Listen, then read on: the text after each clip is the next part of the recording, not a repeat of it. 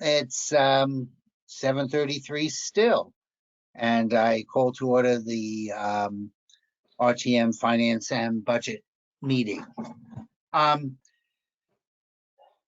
There's not a lot on our agenda right now, but we do have a new member. So Charles, I'll let you introduce yourself, say hello, and we'll go from there. So Charles, you have the floor. Well, thank you very much for welcoming to both the RTM as well as the Finance Committee. I'm a senior executive at BNY Mellon, where I run one of our line of businesses, and previously I was in consulting at the Boston Consulting Group, and I'm very excited to play a role here in the RTM and help us advance our agenda. I have a lot of learning to do, so I'm looking forward to learning about how you guys as experienced professionals do this, but I'm hoping that I'll be able to add a lot of value in due course. So thank you so much for having me. Well, I think our role is to double check the other three boards and be as much of a pain in the butt as possible to fight for the taxpayers, as well as making appropriate investments. That's our basic role here. And we seem to do that very well. At least I'm told that we are a pain in the butt. So, but yes, most things are going to come through this committee. So welcome aboard, Charles. I will tell you, just you're going to be running again next year because you just got caucused on. Right. But for the most part, don't worry about the budget, because we're going to do some explaining on what's going on, and it's really in a week. And the only way to catch up with what was there is going on to the Vimeo and starting to watch certain meetings to see how they discuss things. You could start with the overall, the first one on the budget from the Board of Selectmen, where our town administrator presents. Don't worry about the discussions. The Board of Ed is go to the Thursday before the Saturday meeting, where the superintendent will give an overview. It's too much to ask you to watch an all-day Saturday meeting at this stage of the game, but then you can watch some of the Board of Finance meetings on what's going on, and then we can talk about where you should be impressed and where they missed the boat. So, well, I'll do my best to learn. I mean, I'm brand new, so I'll do my best to do my homework in the background, and then you guys can tell me where you think you need the most help, or we should be spending the most time. So I'll take the guidance from my experienced committee members. Yeah, right now we're just I'm finishing up some charts, doing the write-ups, and then we're going to go into some work on the budgets, on the some bonding that'll be taking place at our June meeting.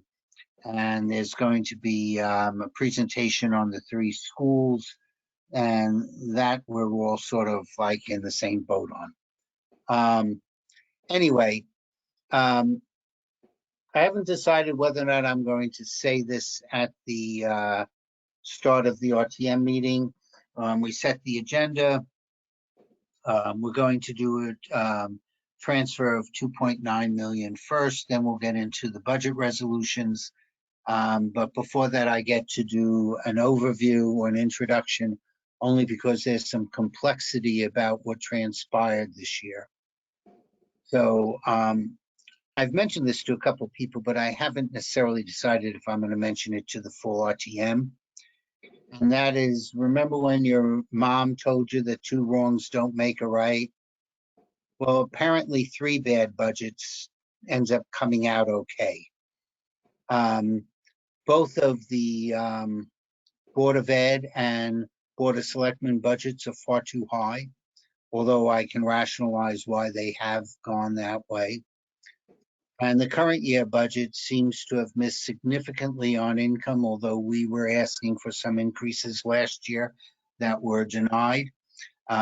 Based upon some turnover, the expenses are coming back high. And then there's good things that Park and Rec is about 200 over. And the Board of Ed is going to be giving probably about 650, about 590 of which is excess cost reimbursement, which they're getting at a higher rate. They have 6 more students, but they've also been denied reimbursement on 1 or 2 of the students' schools because the state will only reimburse for those outplacements for a school that Connecticut has approved, and apparently there may be 1 or 2 that definitely meet the needs of the student, but Connecticut has not put it on their approval list. So, but the way I do look at it is, if you take the Board of Selectmen budget, it's about 30 mil. Without without the library and without debt, and you net it by their revenue, which is about 8 mil, and so you come out to about which about 24 mil, and the Board of Selectmen is giving back $2.7 million. So over 10% of what we budgeted for last year is being added to the general fund. And, like we always want to keep expenses low or and come in with more revenue. But that type of budget when I was working would have had me up to a senior executive asking when was the last time I went to budget school. And since I taught it for the American Management Association, I would have expected better. But I can explain some of it. And so that's what we're going to be doing. One of the things, as we recall, that the Board of Finance in the state of the town said 2.5% on core and 3% on overall with growth. That was on the operating budgets. It was not on the mill rate, which somebody tried to spin when they were doing their final meeting, saying, oh, we're under 3%, which is what you said. No, it was 3% on the operating budgets. So I wanted to reconcile. And so what I have on the screen over here is a reconciliation of the Board of Ed. And understand, when you're looking at the increase in salaries, some of those salaries, that's not the increase on what the contracted salaries are. The contracted salaries year over year is about 1.6% when you net turnover and other things. But there are some core positions added. And so it matters what you define as core and what you define as growth in the Board of Ed. So I treat it, and our conversations with Rich Rudel was, can you hold on for a second? He has to go. Sorry. The dog is coming in saying it's time to be walked.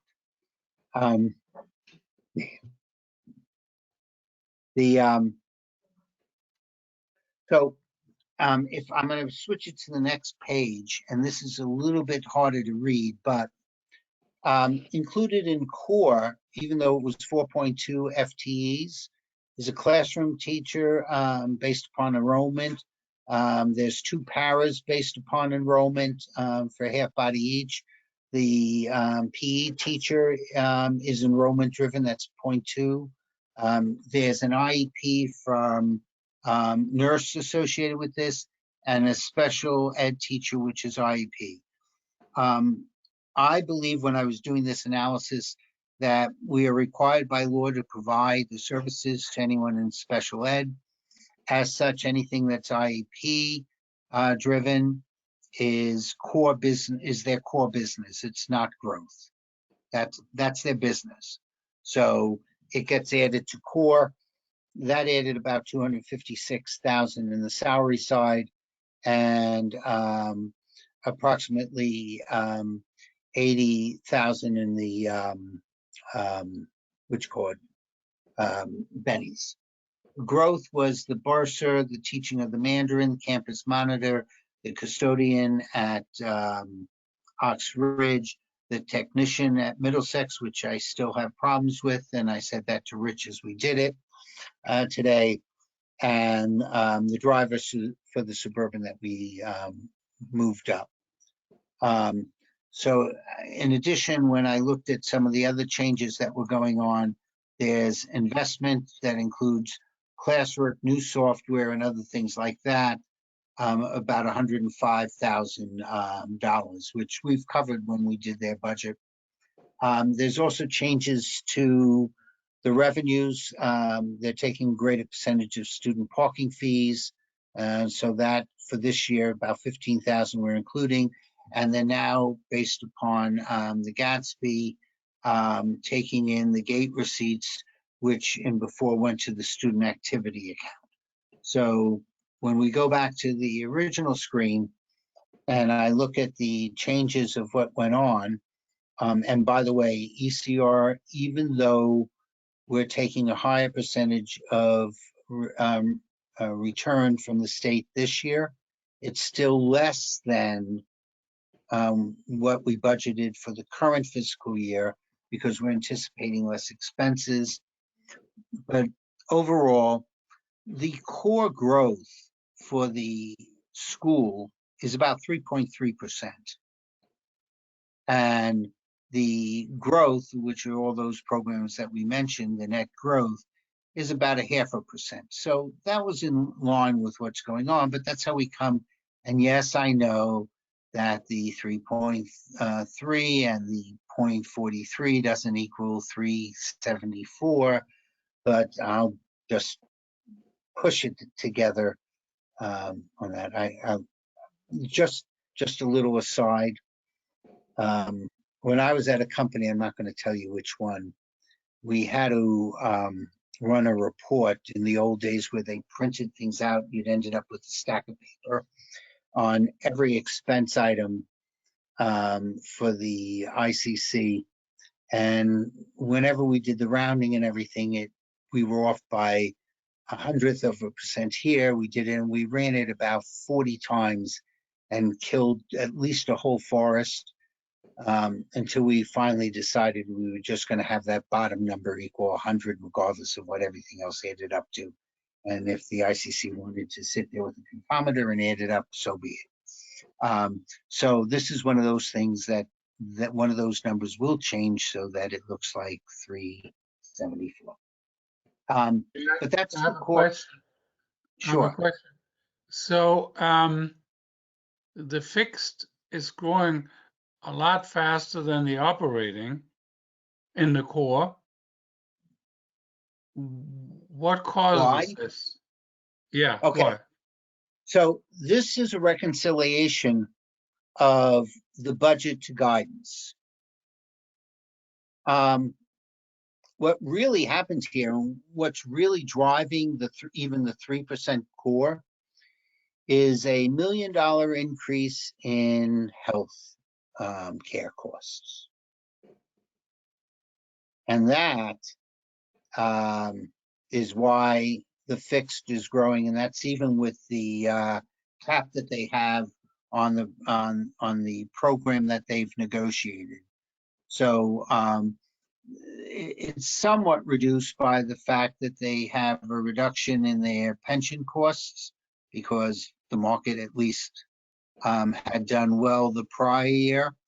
And again, on the pensions, we're going to have a year lag. So at least what's happened in the current fiscal year won't affect us until maybe the next budget or so. But it's healthcare. That's one of the drivers here. $1 million increase. So, and I think the percentage increase was like about 11%, 11, 12% on healthcare. So, Bert, that should answer your question. Does it? It does, and it's pretty much what happens all around the world right now, especially with the COVID crisis. Healthcare costs are going up dramatically. Yeah. And by the way, I spoke to Rich and I spoke to Kate. Kate's leaving tomorrow for a trip, so she won't be around for a budget meeting. But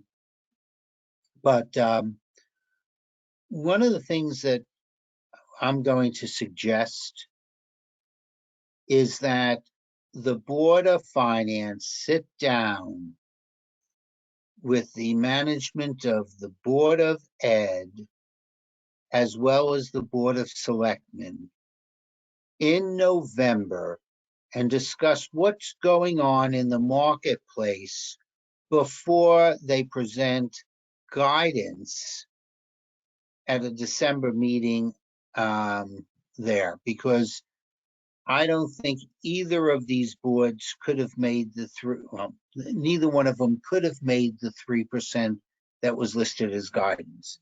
As well as if you're going to give guidance of 3%, it's imperative that you explain how you came up with that number. Because this is part of the problems that we had, because, you know, we're going to take our direction from the Board of Finance of what they're seeking as being guidance. And a lot of us spent a lot of times trying to reconcile where these budgets were, what was really core, what wasn't. And in fact, we're the only ones, F&B, to reconcile the actual budget to the guidance that was given and determine how much was core and how much was growth. So, Charles, that's like one of the areas that where you're saying what we do. Guidance was given and it was never discussed in this detail at the Board of Finance, where it probably should have been. So, in my opinion, at least. So, so that's just part of the Board of Ed one. I'm going to see if I can technically bring up the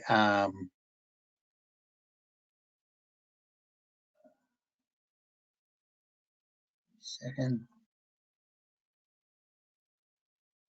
I hate sharing screens because I typically have someplace in the neighborhood of about 10 spreadsheets up here, and I got to make sure I had to shut them all down before I started clicking.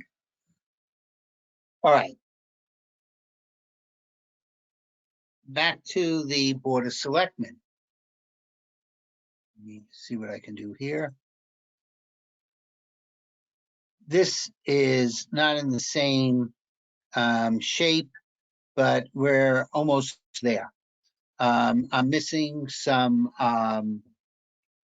numbers on growth on healthcare for the civilian dispatch and the I have the IT and civilian dispatch. And the fire marshal inspector. So here from and I just got another number in from the police department on the Accountability Act, what it's costing us at least in the 23 budget, and not really material or so, about 25,000. But that's going to be in the growth. So what I did is go back by each of the main categories, looked at the areas that were growth versus just real core. And while I do expect this to change, again, it's a much lower budget. So adding 3 FTEs are going to have a much bigger impact. But core growth appears to be in a 2.5 to 2.65% for the Board of Selectmen. And I'm going to explain that that's not really necessarily true, but they had some other things in their budget that sort of covered that. Their growth is about going to be between 1.15% to about 1.25%. I believe that we, other than the Christmas decorations and a couple other little add-on things that they did during the Board of Selectmen meeting, and those are probably under 50,000. Most of their additions are very explainable. So while I'm not happy with a 3.79% increase, I can understand why it occurred. And just to go over briefly, we know that for the police department, there's the IT position, because the person who's been doing it may soon be leaving, and there's so much IT that's going on that they need somebody based there for the cameras, the other information that's needed, the filings and other things, and so they need a dedicated resource there. My concern is that there should be backup. And so eventually the discussion has to be done with Jeff Adams on how they back up the police IT person. You also have in the growth the half year for the civilian dispatch. Even though we moved that earlier, it wasn't in the original budget. So there's that plus some incremental healthcare and benefits associated with that. I'm waiting to get that number. And lastly, there was an addition of a fire inspector, and that's based upon many of the new developments that are going on that helped us have the grand list grow. There's one that's starting this year, and then the other ones, there will be a second one starting in 23. So we already know that there will be some incremental staff going on. On the Board of Ed, we have another custodian going to Ox Ridge because the full school will be open, and it's significantly bigger than the existing one. At the town side, there's we're having at least an additional fire marshal, not the marshal, but the inspector. And I believe there's 1 or 2 other positions that may be coming in for the 24 budget. But since these things are known and they're part of the growth associated with the business itself, those are the things that I think really need to be discussed with the between the boards and the Board of Finance before they set guidance. I mean, I already know what we're adding to not 23's budget, but to 24. And they should as well. So it looks like in certain ways the Board of Selectmen, we can explain this growth. They also have significant increase in healthcare, and it's partially offset by a reduction in pension plans. The other thing that's offset is while they're adding certain people, and when I look at what the growth in the salary, it doesn't appear large, and it's part of the reason why the expenses are lower.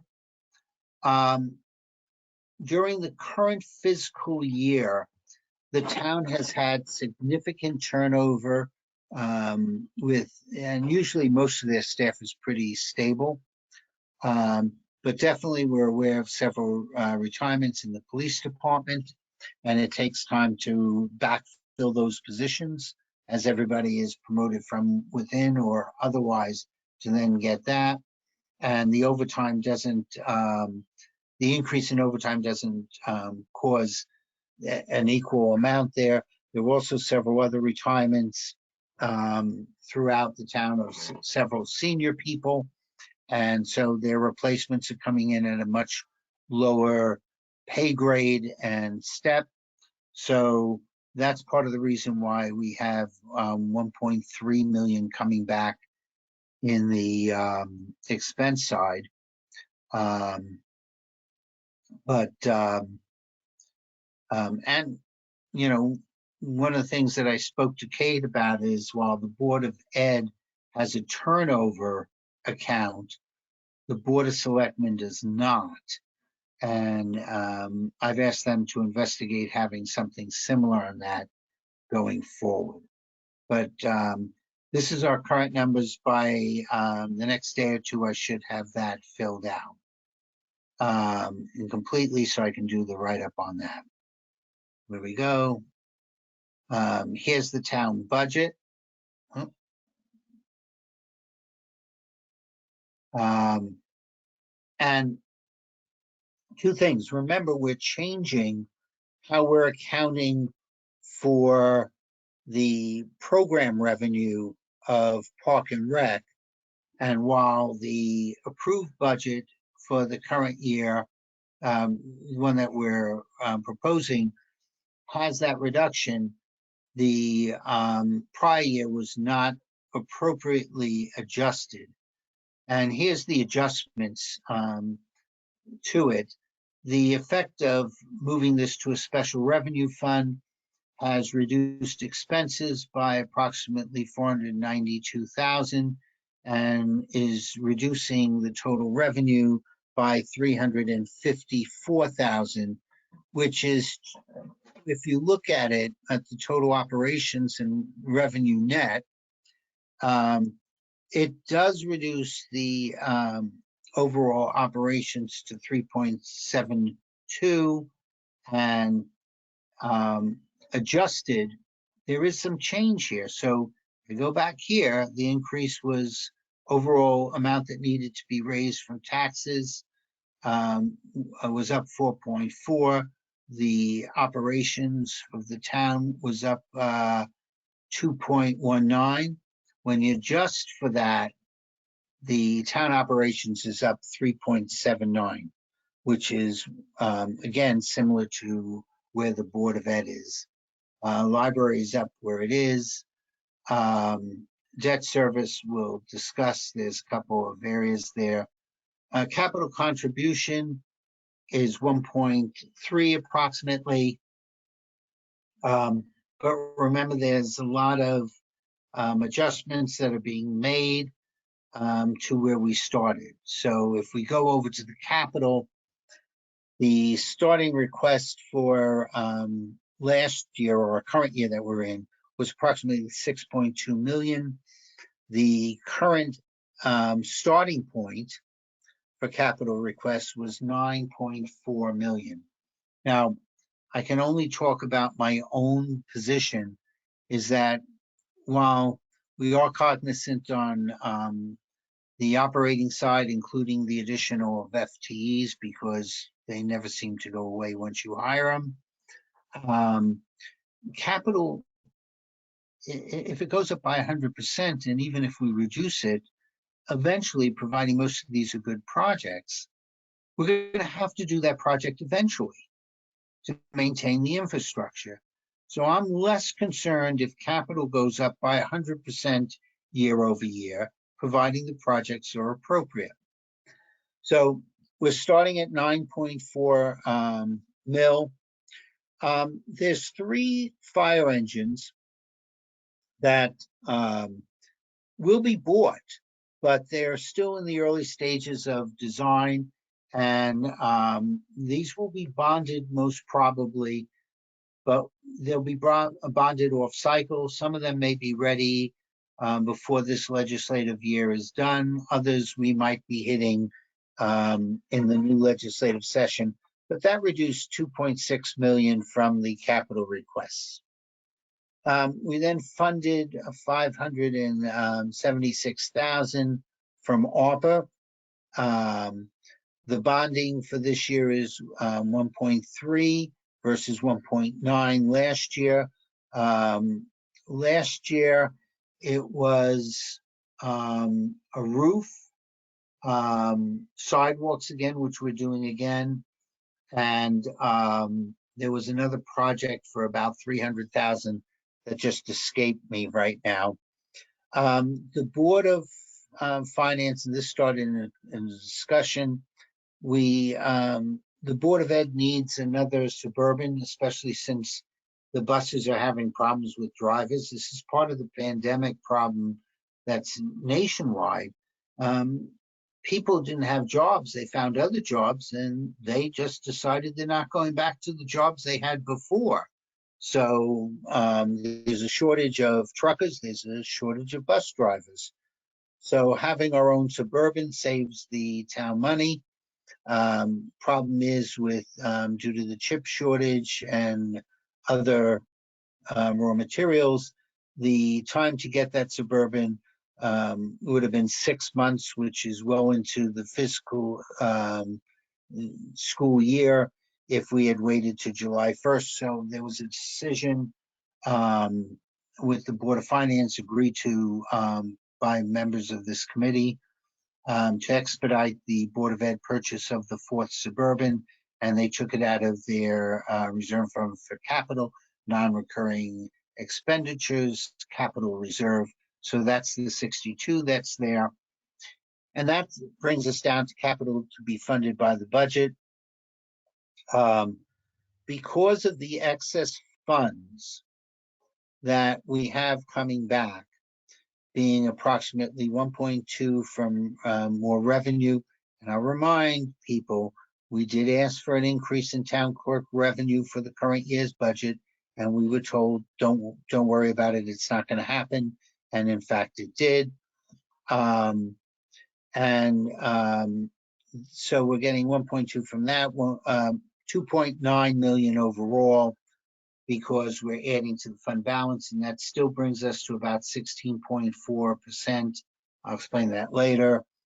The prior year, the cleanup of the capital fund resulted in, and the removal of the remaining balance for fire engines allowed over $1 million to be allocated to the purchase of capital.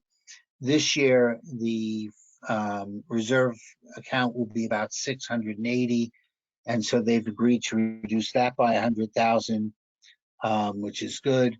And then the reserve fund has contributions of revenues that include some state grants, rentals, and other things like that that pay things down. So last year they were able to not have to raise any taxes to fund capital. This year we're funding 1.3 million of it, but that's the reconciliation, how we got from 9 million to 1.3 million on the capital side. Let's see. The other things that I'll be discussing, I just don't have it yet, is that there'll be a slide on debt. There'll be a slide on showing the decrease in debt, since everybody's interested in debt lately. And also a reconciliation of the general fund, showing how we ending up with the money that's generating the 2.9. Jack? But, that's our budget, basically. Okay. Yes, Bert. Before you move the slide, this slide is really, thank you for the slide. This is core about the 2023 budget. You know, because everyone comes in here and says, okay, the guidance was 2.5%. Was it 2.5%? Yep, for core. So the core, and so, but everyone came in, the town and the Board of Education came in much higher, but in the end, the mill rate as of last is going to be going up only by 2.32%. So how was this miracle achieved that everyone stayed above the guidance, and still the mill rate is only going up by less than the guidance, much less than the guidance. And I think the explanation is in this chart. Well, And that this is and one other chart. But okay. yes, but this is But this definitely chart when helps. Okay, this chart helps because absolutely. because if the fire engine had not been um, capitalized, or the fire engines, and if we didn't have a contribution from fund balance of $2.9 million, we would have not made it. Okay, And so I'll add to that, if the grand list didn't increase by the percentage that it did, almost twice yes. what I've ever seen, that generated about another $2 million in revenue. And so we'll be talking about that when we present. That's why I Okay. said we have two operating budgets that are far too high, even though I can explain the rationale for why they got there. We miscalculated on some of the current year's budget. We were fortunate enough that the grand list went up by a significant amount. And so we almost had three wrongs that ended up coming out okay. So you end up with a 2.32% mill rate. And quite honestly, most people said, oh, taxes only going up by 2.3%. Everybody did a great job. Well, the answer is how we got there this year is not sustainable. This is Well, not good budgeting. okay, well, to a degree, because the since we have inflation, the property values went up and the expenses went up. So some of that is really inherent and related, and will repeat or will not repeat, but in any way, that is not a structural change.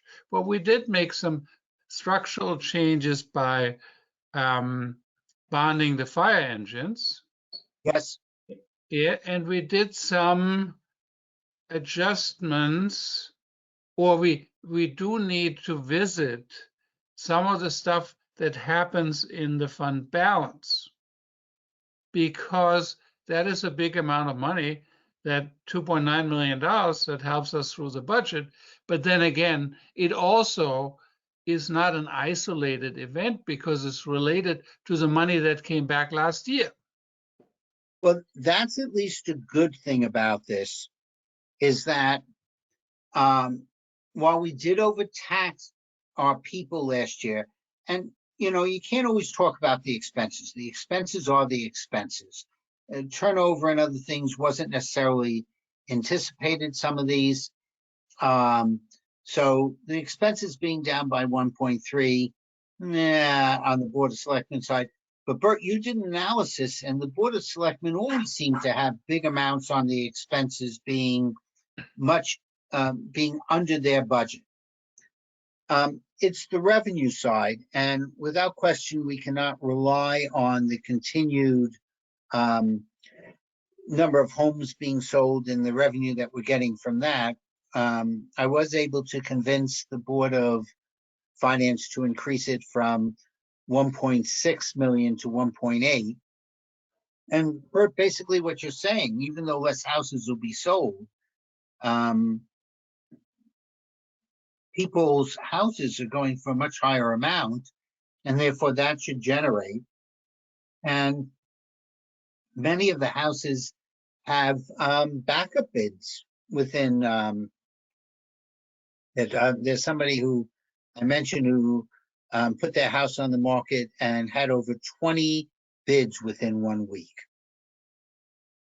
Yeah, so all I'm saying is I think it's a good budget.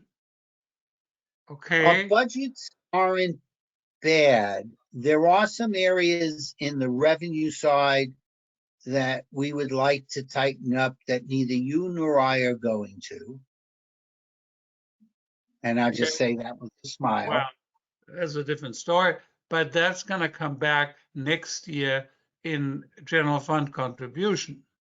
Hopefully it comes back from the contribution from the general fund, yes.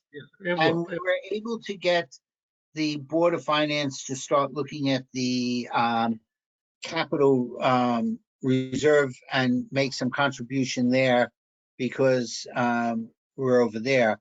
I do have a little bit on where we're ending up on our fund balance, and we'll go through that a little bit.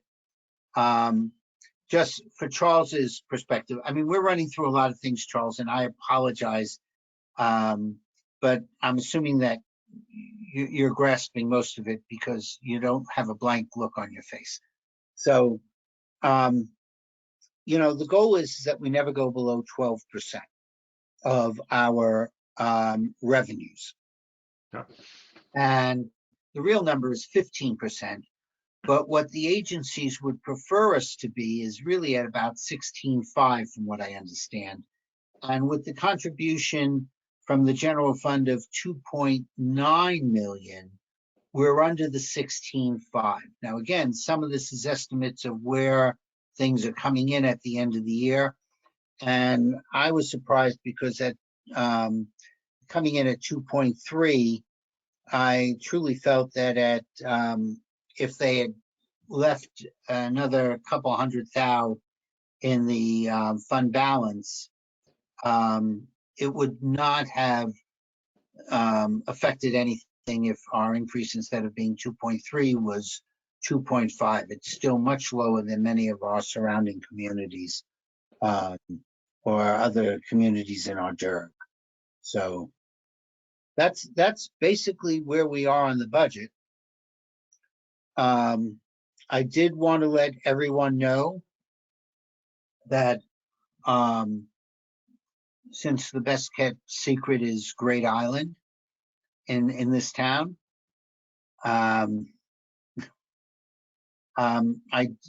was invited and went on a tour of the property on Saturday with some of the members of the Board of Finance and Monica and Mike Burke from the Board of Selectmen. And I think there's a couple of other tours. Again, we are not the only bidders. This is not a done deal. If you saw the mandatory item that's being requested by the Board of Selectmen from Planning and Zoning, mandatory referral, for any property purchase that the town makes, the town needs to have a mandatory referral that says that this purchase is in line with the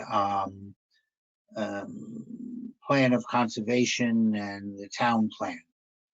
It typically takes 2 to 3 weeks to generate this plan. It's not just that somebody goes through the checklist and says, oh, by the way, this does it. So that's just getting our ducks in a row should a purchase occur. That's about the best I can say at this time. So, but I wanted you to know that we have been involved. Before the announcement was made by the Board of Selectmen, I did get a book on the property. Many years ago, I had actually been to the stables. Peter said he's been to the stables several times. There's a couple of little beach houses there that are very nice and the views are wonderful. The bridle paths are great to walk. The manor house was last lived in 1979.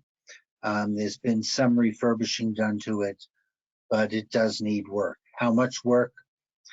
There's many things I have knowledge of. Remodeling is not one of them. But I'm sure it needs some electrical, some furnace work and other things like that there. But it's a very impressive property. And the grounds are well maintained. So that I can tell. So I can't tell you anything else other if, you know, whether or not we're going to get it or not. But I promise Jack, you. Go ahead, Peter. Yeah, if I may, I mean, we spent a good chunk of this evening discussing, budgeting issues and increases and things that are sustainable and not sustainable. I'm just scratching my head again, not knowing. I caveat that no details have been discussed in terms of potential sales price, what's been put in as a bid, things like that. But I, given the work that we've done over a number of years, and what we've heard from the various boards, especially the Board of Finance, and given how much, frankly, anxiety we express over, marginal, increases of, core versus non-core, and yet we're considering taking on $100 million worth of debt.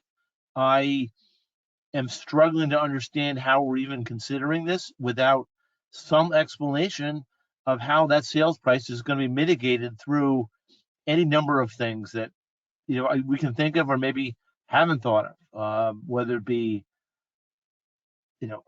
sales of other town property, other parkland to compensate. I just think that there needs to be I'm hoping that there's going to be some discussion of this before things go ahead. I'm just scratching my head because this seems to be sort of an 180-degree turnabout from what we've all been sort of working on doing and trying to do with the town budgets for the recent past. And, Okay, so I'm going to give you a different perspective on that. I think I may have mentioned in the past, but when I worked at Chase and then my next company, I was working basically on what you would call a greenhouse group, which is how you, in those two cases, is how we put more things through the pipeline, but basically working on business development, taking a new look at businesses and how to do things.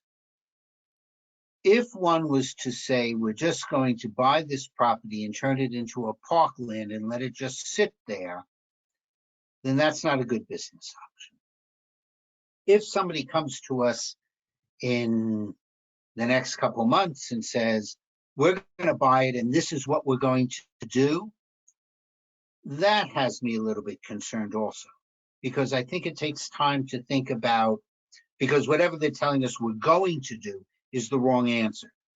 What we should be hearing is, this is what we can do with it. That being said, I also feel strongly that we need to have a different think on this property.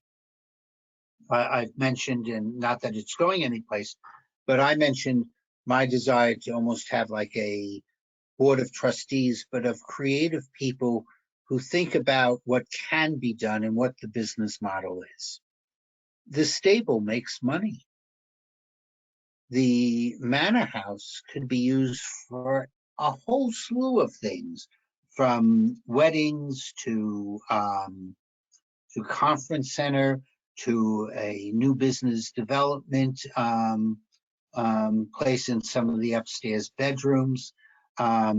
There's a smaller garage that actually has a turntable so that the cars never had to back out. They put in there and then the turntable moved around and did this. Remember, this was built predominantly in 1905, and so some of these other additions were made later. But that can also be used for facilities. There's the capability of going and using some of the wetlands there as an educational aspect for our schools. I know that when my son was in high school 15 years ago, that should date me, one of the classes that they had brought the kids out to wetlands so that they could study. It was a marine biology class that was being offered at high school at the time. So there's a lot of options of what should be done.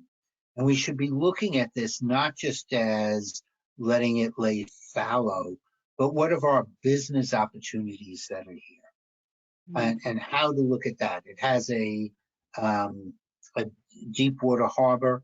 The tides can go even when the tide is down, I'm told that there's about an 8 foot of water in where that is located. We've also, for years, the family has allowed the fireboat that I believe is owned by the Norotan Fire Department is docked there. So there's a lot of options. And so when we look at this from a business perspective, I think we'll have a much different answer than just saying we're buying 100 million and we're just going to pay this off. In addition, one of the charts that I haven't been able to create yet, but was shown at the Board of Finance, is based upon how we've structured some of our debt. We do have about 5 to 6 million of debt coming off the books in the next 5 years.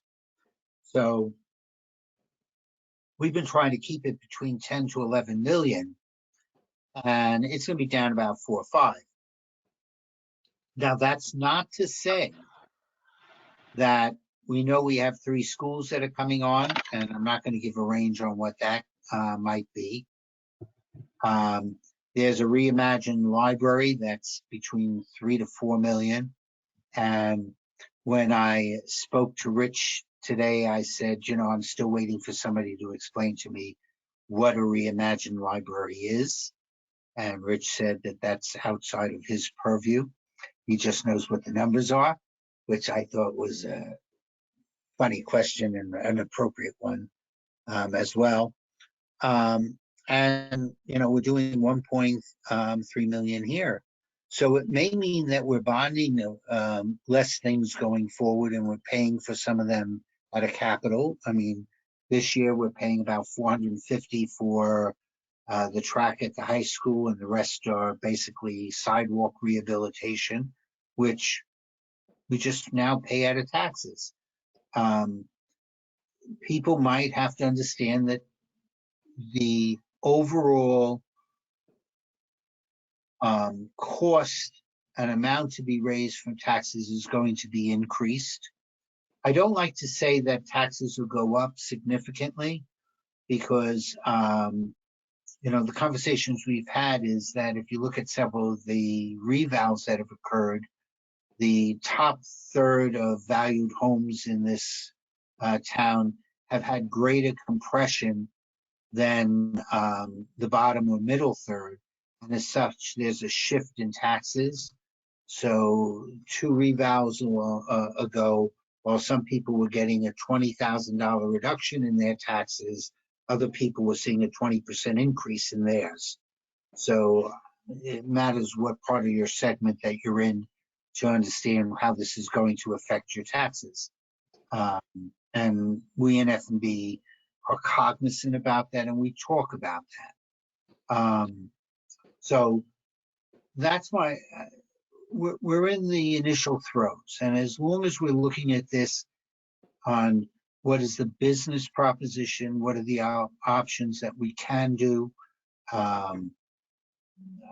you know, there's some real, and I hate to use this word because it used to drive me nuts when somebody said it, but out of the box thoughts that if we start to look at certain things on how non-governments operate, there are some alternatives that might be considered. You know, if you want to build something there, is there a group that wants to sponsor it and we can name it after them?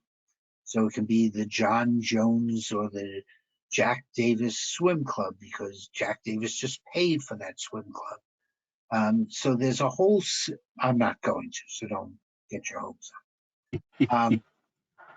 There's a whole series of ways to rethink how government operates and yet still provides us with what's the equivalent of a Waveney. Whether or not we develop, you know, Waveney has Friends of Waveney, whether or not we develop groups like that that take on certain responsibilities there, how it affects some of the other projects we have that are going on our town beaches that are currently there. Yeah, So, I agree with all of that, and I'm keeping an open mind. It is a spectacular opportunity. As you mentioned, I've spent a significant amount of time there well, when I was younger, and had a friend that lived there, and so I think it's a great opportunity. It's spectacular. I'm just concerned that down the road, after a purchase, after our taxes have gone up to pay for it. I believe you get what you pay for. So I'm not saying if that's what we're going to do, higher taxes may be something we have to live with. But what I'm really concerned about is that both the selectmen's budget and the Board of Education budget are going to get squeezed unnecessarily because people down the road are like, wow, geez, our taxes are higher, and therefore we have to look at these other budgets with a higher level of scrutiny than they would be. And I would love to hear assurances in the public by the Board of Selectmen, the Board of Finance, to say that we're not going to buy this island and mortgage the rest of the town services, including the school budget, on that purchase. That's my concern. yeah, and I have a slightly different one. I said rhetorically at one time, or when we had a conversation, and several of us were meeting with Dr. Adley Duke, who, for Charles, if you don't know, is the chair of the Board of Ed, Duke Denede, and Rich Rudel, and I think Jill was also present. She's the vice chair of the Board of Ed. You know, Darien once again comes in as the #1 high school in the state of Connecticut and well ranked within the country. So the question was rhetorical. I'm up for election, so parents don't think that I'm saying this. But what's the cost? What's the financial cost to keep us #1? What would happen if we're #5? Is that going to change how many of our students get into top schools? And, if we require, we've had tremendous growth in school budgets over the last 2 to 3 years, much higher percentage than we've had over the prior 5 years before that. A little more scrutiny isn't the worst thing in the world. I still believe that there might have been some things in both the Board of Selectmen and school budget that were challengeable. But when you come up and say that overall the mill rate is going up by 2.3%, pardon me for using this language, but nobody gives care because the mill rate's going up so little. And that's not good either. So I thought that both of the, even though I can substantiate this, there's probably easily another $500,000 that we could have taken out of the combined operating budgets without affecting the delivery of services or the educational value to our students. And it just didn't happen this year. So that may not be a bad thing going down. I mean, I'm brand new to the process here, but it does seem to me, right, that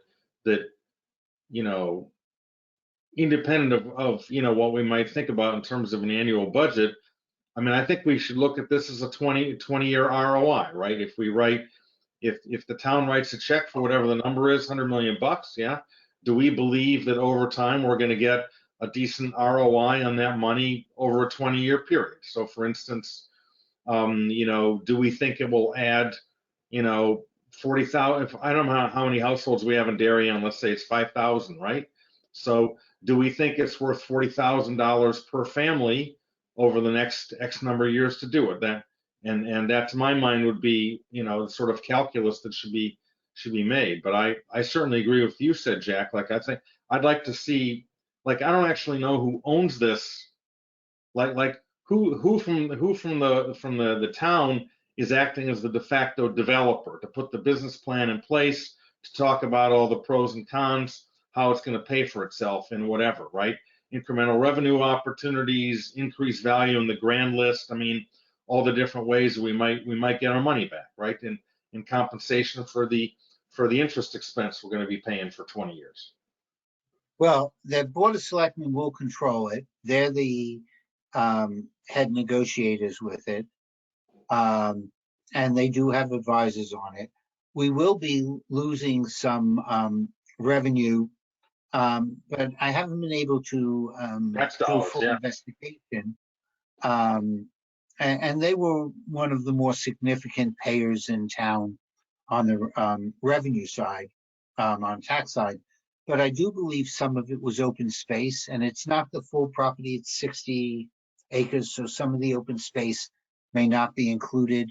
But you know, open space similar to what they have at the golf clubs are taxed at a lower rate. You know, I live in a home association that has a park, and that park is taxed at a lower rate because it's open space and wetlands. So, you know, they're not paying the full mill rate on it. There's also some questions on bonding. If some of this is, I believe, commercial in its nature, then some of this may be typical municipal tax-free bonds. Others may not be fully tax-free, which will have a slight incremental rate increase in what we pay on the bonds. Obviously, if we do it over 20 years, we're not going to be paying down our debt as quickly as what we've done. The other, we probably will be putting out the refurbishment or renovation of the 3 schools over 30 years, which we're allowed to do for schools, which will reduce some of our debt servicing needs. And the Board of Finance has been very good in managing, at times, like we just did another 30 million in debt, but managing, because we want to keep in that 10, $11 million range. First couple of years paying interest only and then paying principal afterwards, so we can manage that. But I promise that whatever it is, we're going to be the lead committee on this. It's that simple. I've already basically been told that we're the lead committee, and knowing the members that are on this team, we're going to be looking at this from every aspect, what it does to our ratings, what it does to our, what we can take on in debt going forward, what the incremental taxes would be. And I'd like to look at it from all 3 segments of what's going on. What are the business opportunities potentially that are there? Because, well, we are talking about 100 million over, let's say, 20 years, which is 5 million a year, thereabouts. I would hope, and I'm assuming that there's going to be other costs associated with this, just to bring the Manor House back up to speed, as well as incremental staff to maintain the grounds. And again, in the spirit of transparency, I have volunteered to stay in one of the bungalows and be a caretaker of the property based upon the views that I saw from the porch. And Monica did think that was rather funny, but it does have a really cool cast iron stove there, no insulation, but you know, it's you know, the old joke that life begins when the kids move out and the dog dies, and my dog is on its last legs. And Luis, and my condolences to you on topic as well. So yeah, you know, it's I think that we should be able to pay for some of it through how we look to manage and whether or not we can recover some of our taxes through a business proposition on it. And this committee will do more than just kick the tires. And, you know, like always, people will vote their conscience. and we'll report back. But I have a feeling that we're going to be the lead committee on discussing the finances, which is going to be the big thing on it. So, Jack, so I agree. We should, if people are watching this, I don't want them to get away with the feeling we are opposed. We just want to be more involved, perhaps, in the process, recognizing that the executive has to be the lead on negotiating anything as to the property, and we come later and we'll see how that can be financed. But at this point, I think we all can agree that it's not outside of the realm of possibilities, and it fits very well with the history and the financial behavior of this town to come up with a solution that it would include the new property.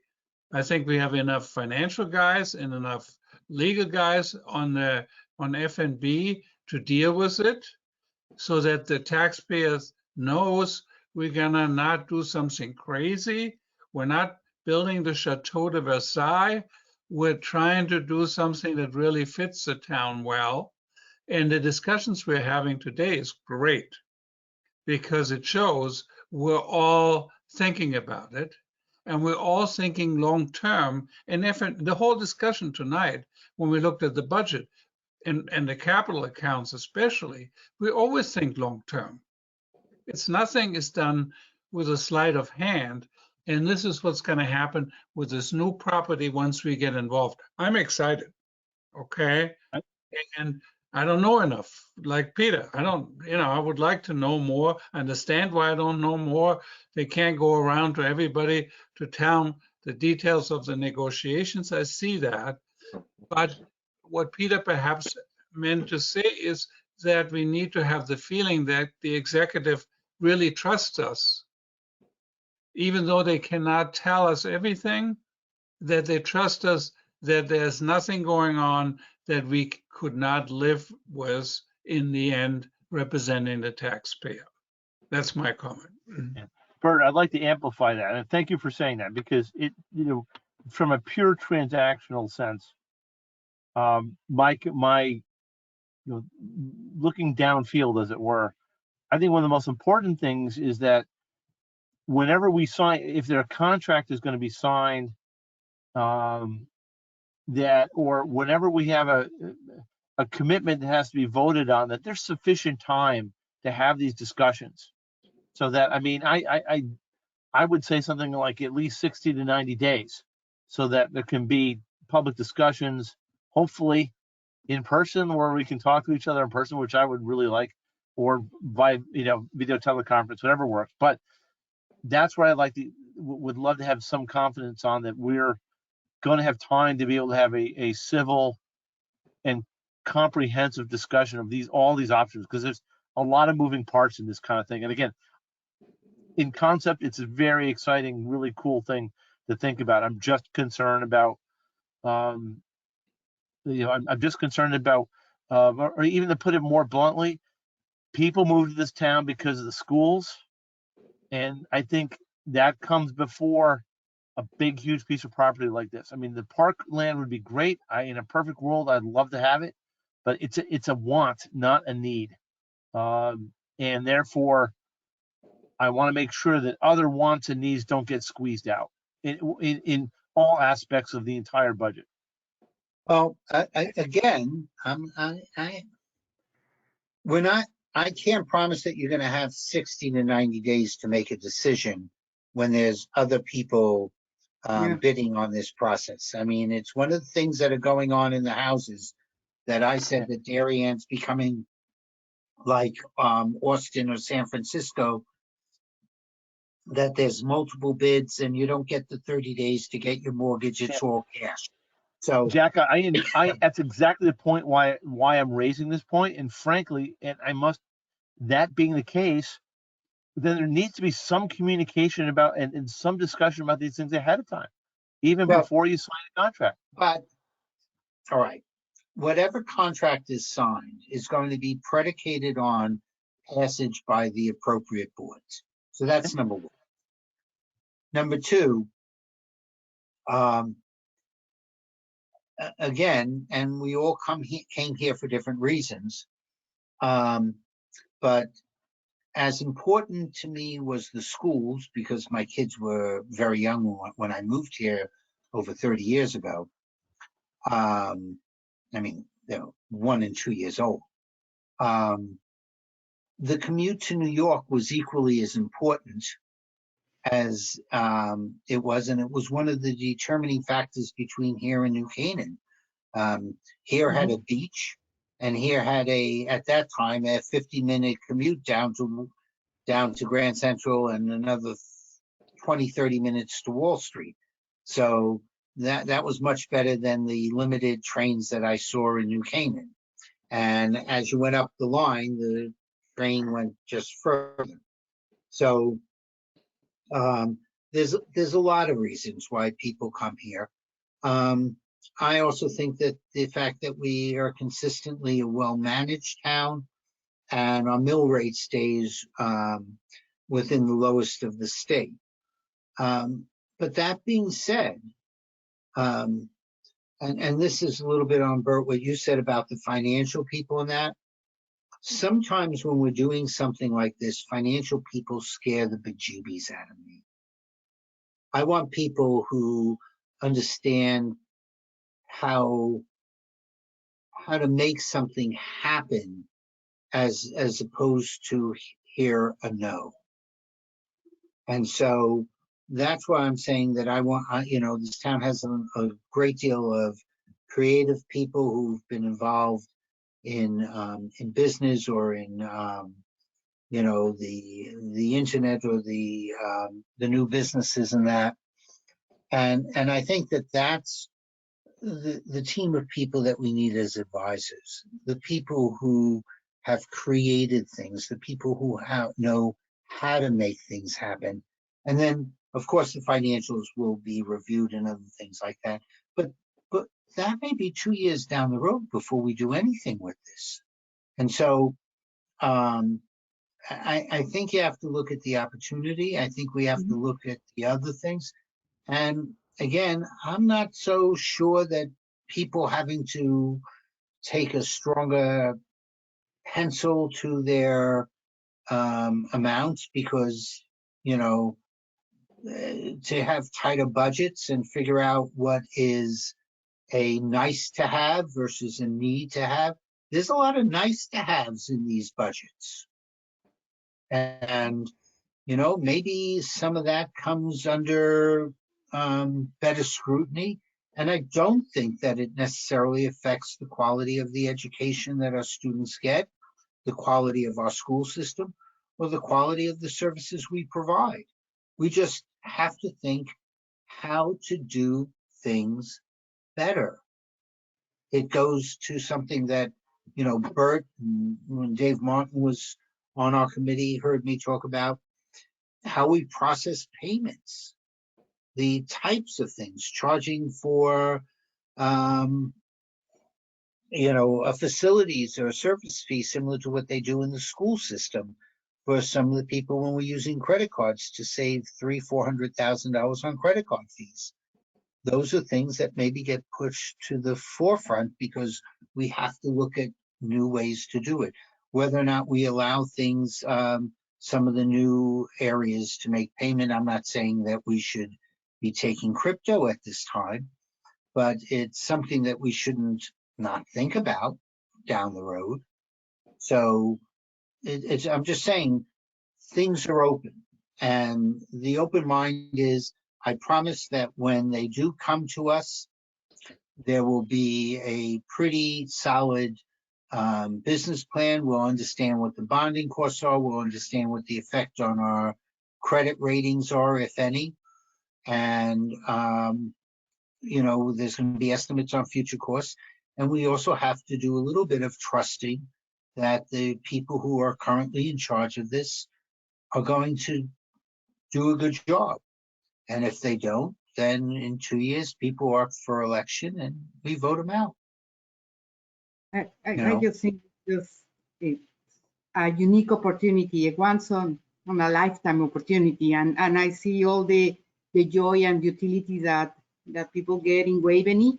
I see when we did a new building for Noroton Yacht Club, we were concerned about the increase in the dues for the members, and we start renting, and it turned out to be, and Parks and Rec, I remember visiting the club because we were start having like making money, making some dinners and once in a lifetime weddings, and really became a business opportunity that gave a lot of joy to everybody. And again, it's other probably stakeholders involving the Connecticut Land Trust or all that can probably help. But I think this is an opportunity of a lifetime to have something, to see something like this. So it will be very interesting. Yeah, you know, one of the things to consider is that if we don't buy it and somebody else does, what do they do with that property, and whether or not that's something consistent 100%. with what the town wants. We might have to You build know? another school. I'm sorry? So we might have to build another school. Yeah, somebody could go in there, claim Roads, claim streets. 830G and build, There's- what's called garden apartments throughout the whole property. There's, you know, the fire department is going to need more. I mean, like there's cost involved in not buying this property. Mhm. Maybe, and so I think that is part of the analysis. And I think that we can get creative. There's a lot of things out there that, you know, it's a big solid block of property that would stay undeveloped, which would be great for the environment. Maybe there's environmental groups that could come in and Mhm. do some joint ventures with. I don't know. I mean, I'm just trying to think. There's must be a lot of out of the box stuff that we can do. Yeah. That, and you know, as a privileged town, in some ways, it is our responsibility to take care of this property. Yes. So, Yeah, anyway, I that's my agree. comments. 25 years ago or so, when I first went there, it was the first time that I saw a fox in this town, and it was during the day, just sort of trotting around the property as if he owned it. I mean, I now have a fox that lives in my backyard who trots around the property because he does own it. I've asked for rent and he refuses to pay. But the fact of the matter is, it's a wonderful open space area. And some of the stables, and Peter, you've been there. The gentleman who, I believe the gentleman who was the architect for Grand Central was the architect for the stable. And you see the same tiles that you would be if you buy the oyster Yeah. bar on the Mhm. top There's of an the amazing ceilings echo in of there. this. What? There's an amazing echo in that space. When Yeah. you talk about the tile walls and tile ceilings, and they're vaulted ceilings, it is an impressive place. I don't minimize that one bit, and I don't minimize the opportunity for the open spaces, etc. I'm just saying that, you know, I'm waiting for the details and the plan, and we'll keep an open mind about it. But I also don't want. I think my concern, Jack, is we go beyond. We're looking for efficiencies. We go beyond, you know, trying to sharpen our pencils a bit. That we're going to have a more hostile budget environment for other services. That's my concern. Yeah, this town has never, somehow we tend to have a very good, very high return on our taxes, which is part of the reason, and we'll get into that when I talk about how we do the mill rate. There'll be some charts on that, because there was some changes there on the adjustments. So we've actually increased the percentage of the grand list that's available. But this town is not afraid, if you go throughout the entire town, for having certain taxes increased. That's why I am, you know, I promised that we will do a very good job kicking the tires, because I'm also concerned about the bottom third of the homes here, the ones under $1 million, if there are any left, and the seniors who are not demanding a lot of services from us, but choosing to live here. And so there's a lot of things that are going on that, you know, the only thing I can say is I don't want to say what if and that, and, you know, I do want to wrap up this conversation. When the information's there, as I get it, I will be bringing it into this committee on what I am allowed to. I was quiet on this before because I do treat it as if we have that I signed an NDA when I was first talked about it, even though I didn't. It was in theory the same. And having signed, as many of you have, many of these, and having several attorneys there, having several of you actually prepared them for other people to sign.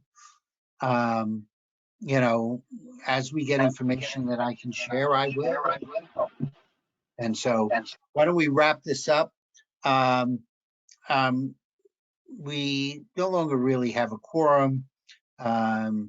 Jenny's biking through Europe right now.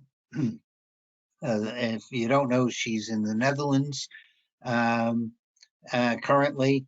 And so I'm not going to vote on our last minutes. I will tell you that we will have a very busy agenda throughout the rest of May and June. We will have 3 presentations on the 3 schools. I'm trying to negotiate that we can join either the Board of Finance or the Board of Selectmen when they're hearing it, so that if there's questions, by the time they come back to us, pardon me, we have answers, as opposed to hearing, oh, I don't know the answer to that. In the meantime, we have to vote. We will also have the bonding of the 1.3 million. And there's also 3 new charges for the schools that are being addressed at the Board of Selectmen tonight. I spoke to Ed Washeka, and I believe he's going to be addressing them at his Board of Ed, his Education Committee tonight, because he's getting a little bit ahead of the curve. And we won't be assigned it, but at least he's doing it. And there's, we'll also have the increase to the expenditures and the appropriation for Park and Rec. And Iris, we will get the details this year, so we don't have to delay it and vote on the night of the meeting on how they calculated it, as we did last year. But the change in setting up a special revenue fund should eliminate that for future years. So there's enough that we're going to be doing in June. And, you know, I don't know that we're not going to have a special meeting. Last thing I want to mention is the Senate and the House have voted to allow the option for virtual town meetings to continue, and eliminated the sunset date, which was April 30th. My understanding is that the governor is signing it. The House actually voted both sides of the aisle. The Senate actually did it along party lines for some reason. I prefer virtual meetings for our committee because people do travel and have business obligations. And nobody can see if anybody's drinking their glass of wine during these meetings, which may make it a little more pleasant. So I intend, unless you guys want to have a revolt, to continue us having virtual F&B meetings. The next meeting for the will be an in-person meeting for the RTM. There will be 5 rows per district so that people can spread out. Rules voted to require masks there. And the guests who will be there, typically members of the Board of Ed, Board of Selectmen, Board of Finance, will be in the balcony up above so that there's enough room for people to feel safe to be in person. So I wanted to deliver that to everyone and, you know, go from there. So I will provide slides to people as I get them finalized and approved by Jen, so that we make sure they're all in order, so that you guys have them beforehand. I cannot promise that they will be sent to the full RTM, only because they don't work on Friday, and I'm not sure I'm going to have everything done by Thursday. You know, my pay scale on this job just doesn't quite accommodate all the other tasks that I've been told I have to get done this week at home. So, but as I get them, I'll distribute them to at least this committee.